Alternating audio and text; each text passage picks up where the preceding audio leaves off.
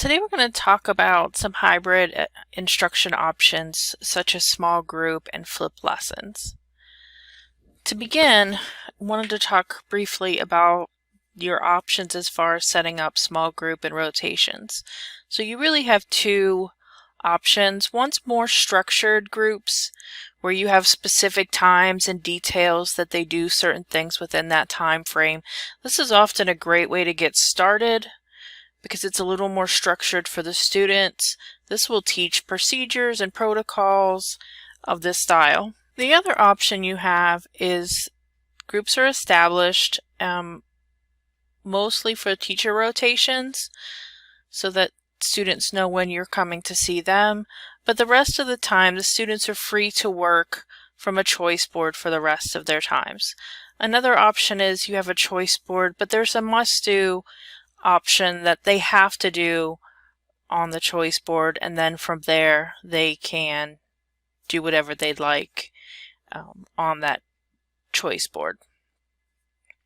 It's important when you're using a choice board that you give them enough to do in a variety of learning styles, and that they know what needs to be done and what to do if they finish ahead of time. We're going to look in more detail on these in a second, but I just wanted to give you a brief overview of the two different options for setting up small group. Tools like Ck12 are great for managing questions while you're in small group. What Ck12 does is it lets you know, I want to pull it up real quick. Students click that they need assistance on an app or a page. It could be a link inside of Schoology, and then they put what their name is and what question they have, and you can manage it through there so that you're not stopping your small group to answer their questions.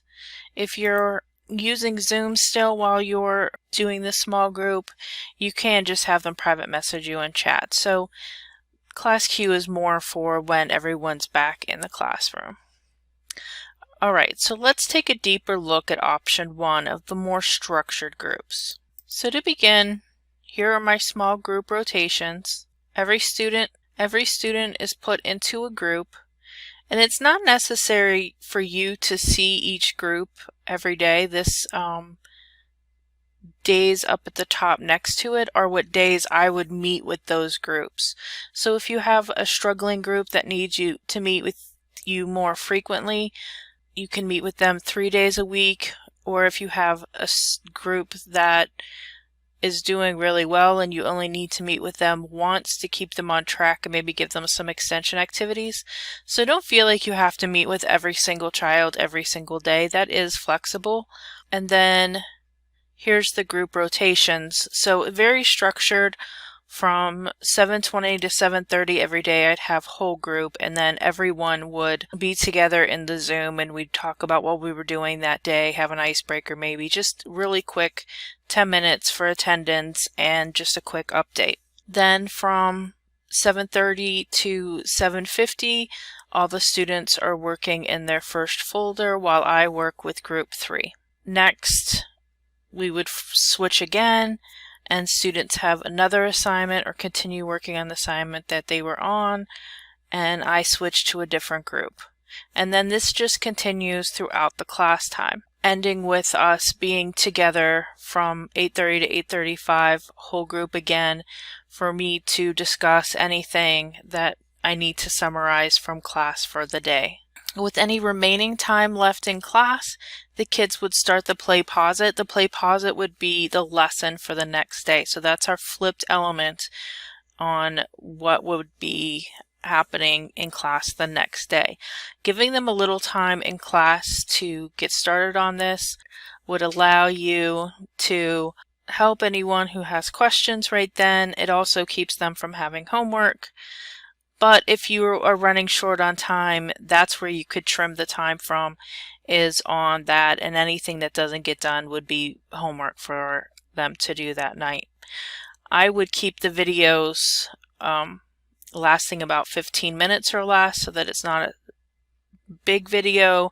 It's just a brief introduction on the new activity or lesson for that next day.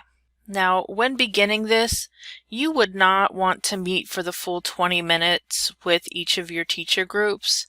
Much of that time instead would be used on getting students started, checking in with the independent groups, making sure they're on task, make sure you have some routines established. So you want to make sure that they're starting on time, they know what they're supposed to be doing, and they know what to do next if they finish early. What are the repercussions if you don't finish your work in your folders or your assignments? What to do if they have questions and you're meeting with a group? All of these things have to be worked out before you can have your own group and not get interrupted as often. So the first week or two of doing small group rotations like this, I start off with not having a teacher group and then slowly incorporate in the teacher group so that I'm establishing all of those routines. It looks complicated, it's really quite simple, and the students, once they understand how things are going to go, usually like it because they have a lot of independent time. Those students who enjoy your attention a little bit more need to learn how to work around that and cope with not being able to have your attention all the time. So that's where learning those routines are really important. The next option for small group is a little bit more liberal in what students are doing, and that would be a choice board. I would still establish some groups so that students know when you are rotating or going to be seeing them within the time frame of the class. But a slideshow such as this can be incorporated into Schoology for the students for the day. They would flip through, see what the big concept of what you are working on that day, which should be exactly what they watched from the play posit the night before, so really it shouldn't be any surprise to them on what they're working on. More information, there could be another mini lesson here that's something they have to watch before they get started, or something like this, which is just some notes that the students can use to find more information if they get stumped during class. Next are the directions for the choice board. The students must complete the Rome Review and Nearpod, so that is their must-do activity that everyone has to do.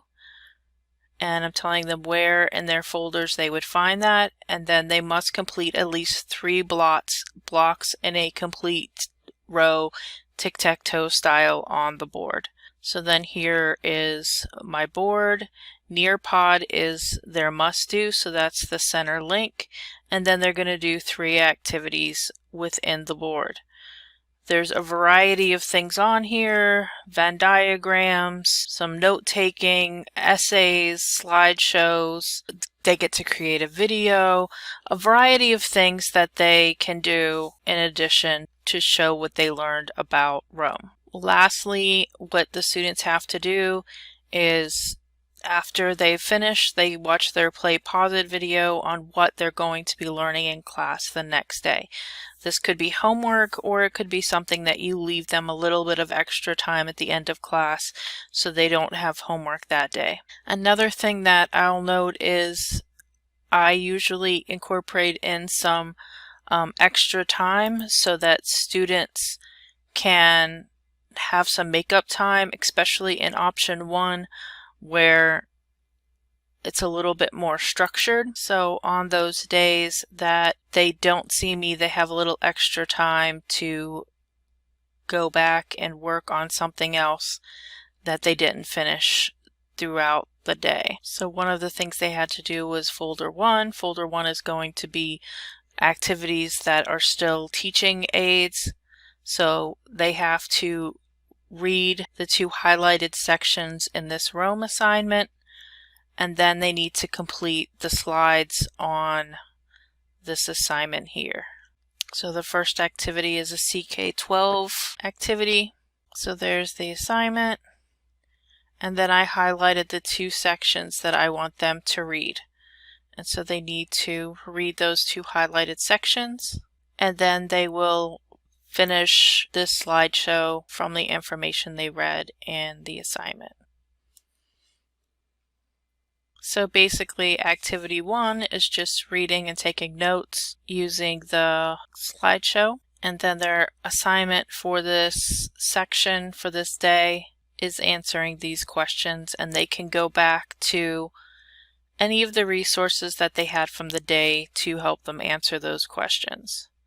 This does take some discipline and intrinsic motivation from the students, so sometimes the activities are fun, sometimes the activities are a little less fun, and they don't have as many options when you give them this style of option 1. Whereas with the choice board, they have similar information they need to absorb and gain from the resources, but they have different ways to show their learning, which students tend to like. If you're interested in more about small group activities or creating choice boards, please let me know. I'd be happy to help with creating a choice board. In the spring, I know students tended to enjoy the choice boards and were more active in participating with the choice boards. If you're interested in continuing to learn more about choice boards, please let me know. Again, I'm happy to help.